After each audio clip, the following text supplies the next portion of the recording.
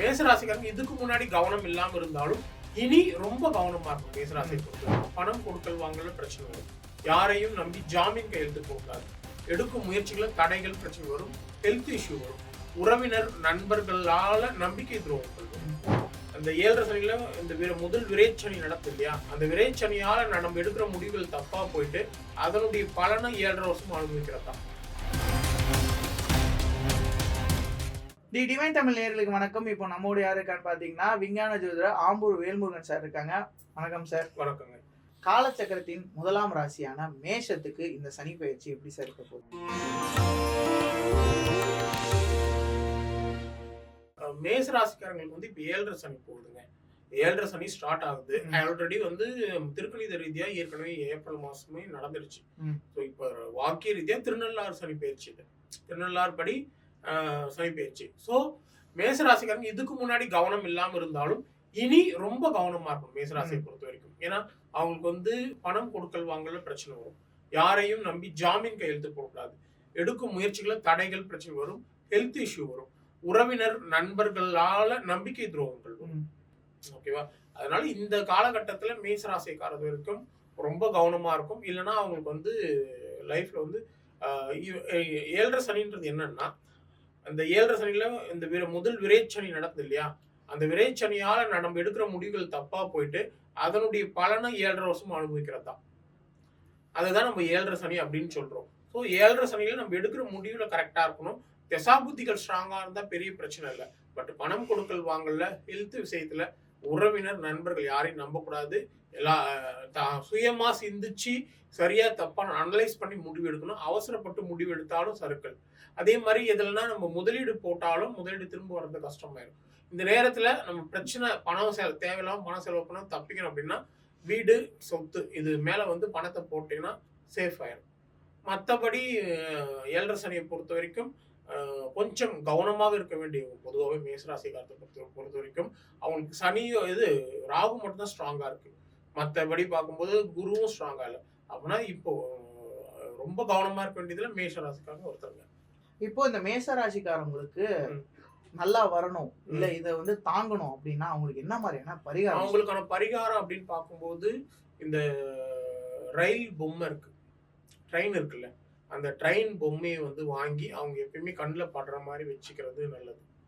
இது அவங்க ஒர்க் பண்ற இடத்துலையும் இல்லை அவங்க வீட்டில் இருக்காங்கன்னா அந்த ட்ரெயின் ரயில்வே ட்ராக்கோட இருக்கும், அந்த மாதிரி பொம்மை இருக்கும். அந்த மாதிரி பொம்மையை வாங்கி வச்சுக்கிறது அவங்களுக்கு ஒரு நல்ல பரிகாரமா இருக்கும். இதுக்கு என்ன காரணம் தெரிஞ்சுக்கலாமா சார்? உங்களுக்கு செவ்வாய் அது சனி தான் ட்ரெயின், இரும்பு. புரியுதா இல்லைங்களா? அது அதனால நம்ம அந்த காரகத்தை செயல்படுத்துறோம்.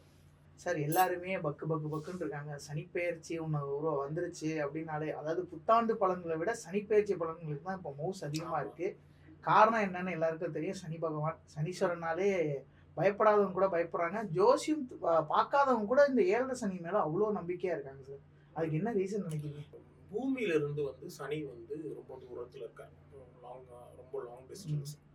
ஆக்சுவலி சனியோட தாக்கம் அதனாலதான் இப்போ சூரியன்லாம் மாசத்துக்கு ஒரு மாறிடுது. குரு வருஷத்துக்கு ஒரு தடவை, அப்புறம் ராகு கேது 1.5 வருஷத்துக்கு ஒரு தடவை மாறிடுது. ஓகேங்களா? ஸோ மற்ற பிளானட்ஸும் பார்த்தீங்கன்னா சுக்கிரன்லாம் எடுத்து 45 நாள் எல்லாம் சூரியனுடைய சுக்கிரனும் புதனும் சூரியனுடைய டிராவல் ஆகும். முன்ன பின்ன 45 நாள், 25 நாள், 45 நாள் அப்படி மாறி மாறி.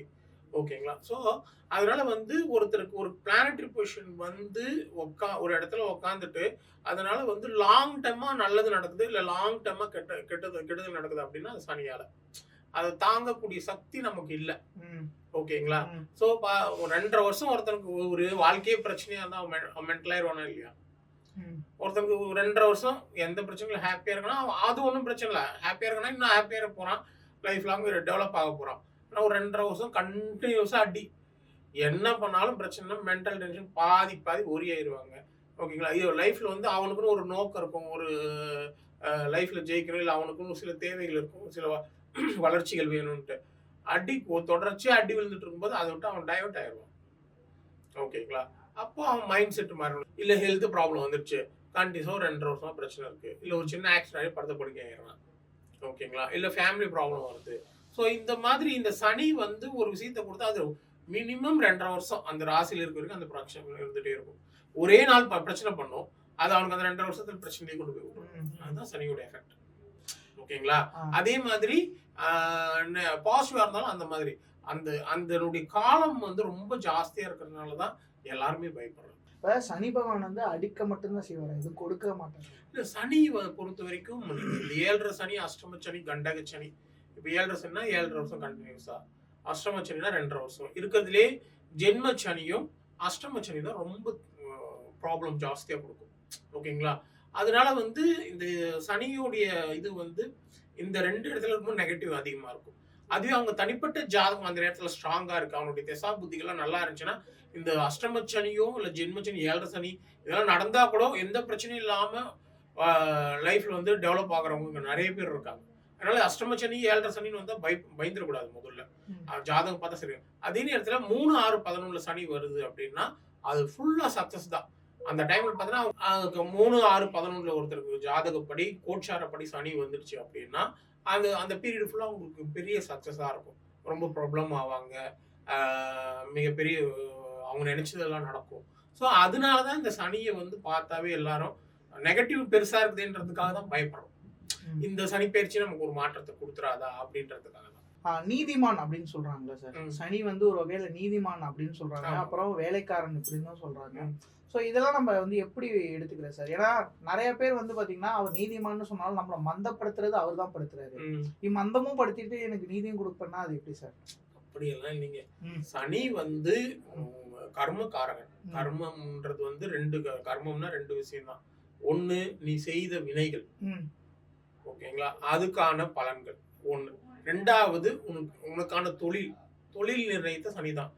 ஜாதகப்படி பார்க்கும்போது இந்த தொழில் இவன் பண்ணா, இவன் இந்த தொழில் தான் பண்ணுவான் அப்படின்ட்டு வந்து அனலைஸ் பண்ணி சொல்றதுக்கு மற்ற கிரகங்கள்லாம் இருந்தாலும் சனி வந்து மெயின்.